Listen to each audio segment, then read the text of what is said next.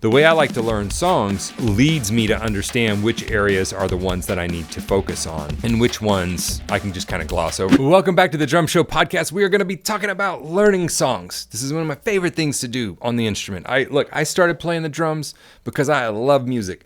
Drums are the way that I get to interact with music. Music is the reason that I play the drums. And so drums without music is just kind of, it doesn't make sense in my brain, right? If music disappeared tomorrow, I would stop playing drums immediately. It's like I have to have that connected. I know that some people say, oh, I'm only a teacher. I always want to be learning some type of music and songs and stretching myself. And so I want to talk about more efficient ways to learn songs and some stumbling blocks that a lot of my students often come across where it causes them to come into a lesson with me or to get onto a live call. I do a live call with my members, the members of my online drum school every week, sometimes two. We have guest artists. It's a really cool community of people. You can check out a link in the show notes if you want to go see what it's all about, as well as some free resources down there too, some downloadables, some boot camp style stuff for your singles and doubles. So be sure to check that out. Oftentimes they'll say, I just can't learn this song. I can't do this. I can't do that. And many times what we'll find is they can play the song. There's just one or two areas in the song that's giving them trouble. But because the way they went about learning the song didn't lead them to understand where they were having the problems, they felt the problem was just the song in general. Like, I'm not good at drum fills, or I can't keep time, or, I've been trying to learn this song forever, and I can't learn this song. And usually it's like, well, you have the song pretty good. It's just this one little area that we got to work on. So the way I like to learn songs leads me to understand which areas are the ones that I need to focus on and which ones I can just kind of gloss over. Now, the more songs you learn, the more you're going to be able to listen to a song and go, yeah, I can immediately play through that. There's going to be a couple problem areas, but they're not going to derail me. So while I'm working on those, I'll start running the song. But many times when I'm learning music, I actually don't run the song fully for quite a while. I learn sections of it. And what I do is I start at the beginning. Usually I'm just going to do some listen throughs and figure out where things are, what's the tempo, what's going to be some problematic areas, what's the feel like, so I can start to get the vibe for it. If sometimes I'll make a chart, I'll make a quickie chart for it. But what I want to do is, and what I tell my students to do, is to start at the front of the song. What we don't want to do is what so many of us often do, and that is what? I'm going to learn this song, so you sit down and you try to play through it. And lo and behold, you can't do it. And it's like, well, why would you try that? You don't know the song. And if you can get through it, it's usually not going to be anything like what the song sounds like. You're going to have to go back and relearn stuff. So it's better from the start if we have a process that can help us dissect what the problem areas are. And what I do is I start with the first section of the song, which intro is usually what's going to be happening, right? Or if I know there's a problem section, I may work a couple sections at once, bring that problem section in, but also start working through. So what I'm going to do is I'm going to work the intro, and I'm going to kind of play it up until the point where I can't play it. It's like, okay, I know it up to here. So the first 27 measures, I'm good. Then we start having some problems. Well, wherever those problems are, maybe it's a groove for that section, maybe it's a drum fill, I stop. And I don't move on until I can play that part. And once I can play that part, then I put it back in the song. I play it up to that part, and then it's like, okay, cool, got it. Now I'm going to move on and try something else. I'm going to try the next part. This podcast is brought to you by the Drum Better Daily program. That's actually my online drum school that I've run now for 12 plus years. Not only have I been playing the drums professionally since the age of 15, I've been teaching since the age of 18. Matter of fact, I talked to one of my first student a few days ago. I actually called him to see if he could sub a gig out for me. Daniel, love you, man.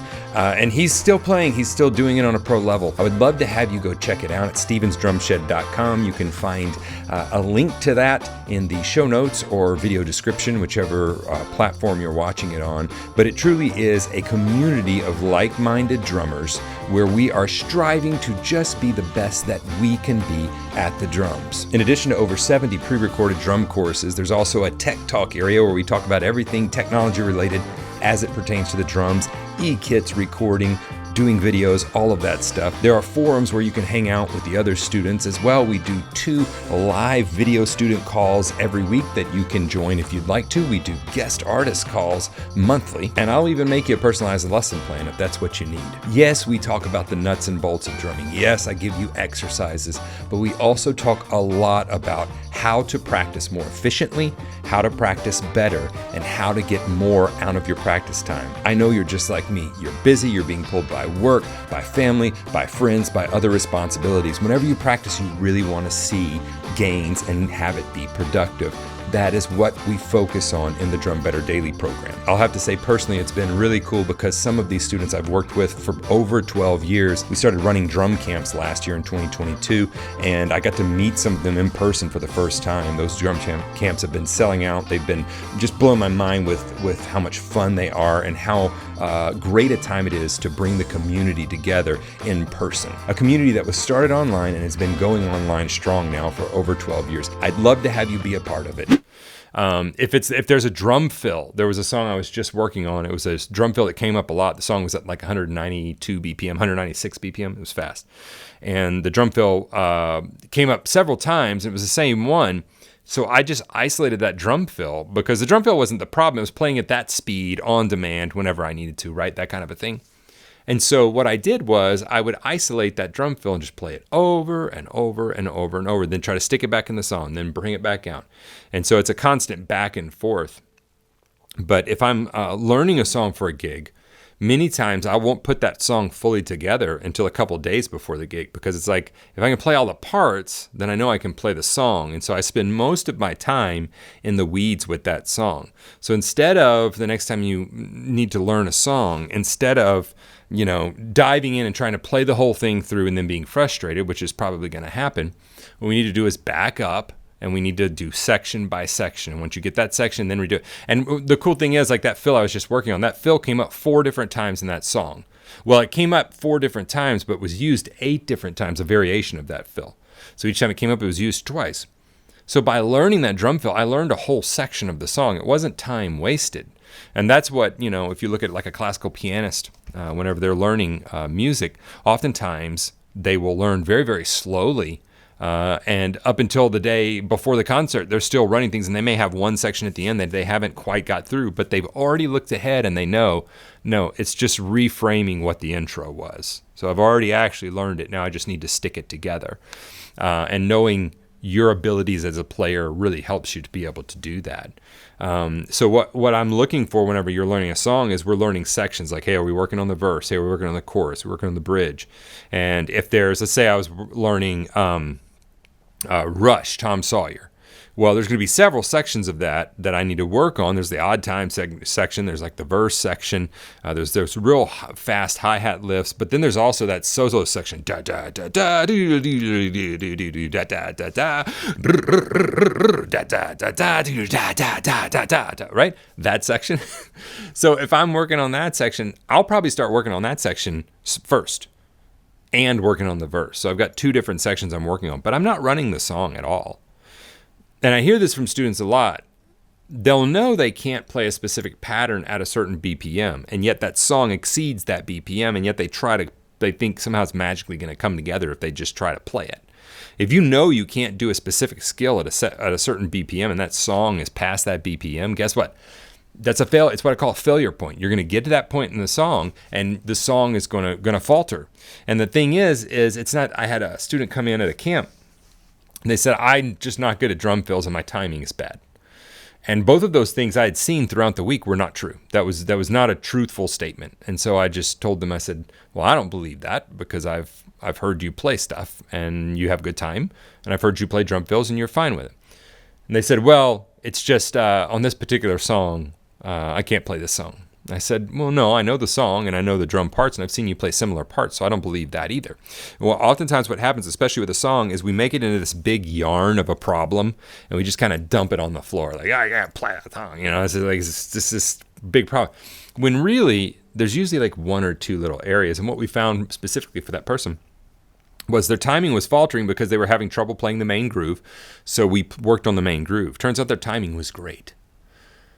drum fills. They had no problem playing drum fills. Their problem specifically was going from eighths to triplets like this drum fill asked you to do, which is not an easy thing to do anyway. So we isolated that outside the song, started working on that. And once we did that, the song magically came together and they started playing the song great. So the next time you learn a song, this is a little bit of a shorter episode, but the next time that you're learning a song, what I want you to do is start at the beginning and don't move on until you can play that part. Resist the urge to try to play the song all the way through. That will come with time. You're going to have a much more friction-free process, if you will just do it in this way. And so we go section by section. And most of the time I can go ahead and know which sections are going to be a problem by listening ahead of time and making note of those.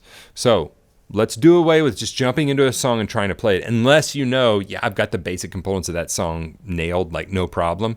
Then, okay, well, let's go ahead and try it. But if you know this is a challenging song, there's some things in here I don't know, section by section, a lot of listening. I can't stress that enough. Listen to the song 8,000 times as much as you play it. Listen. I can point you to tons of studies that talk about mental practice. And what we're doing when we're listening is we're mentally practicing this thing. We're mentally going through it and starting to learn it. So that's my tips for learning songs. Again, links below for you to go check out the drum school. As well, if you ever have questions, send them to me, help@stevensdrumshed.com, and I'll see you here in the next episode.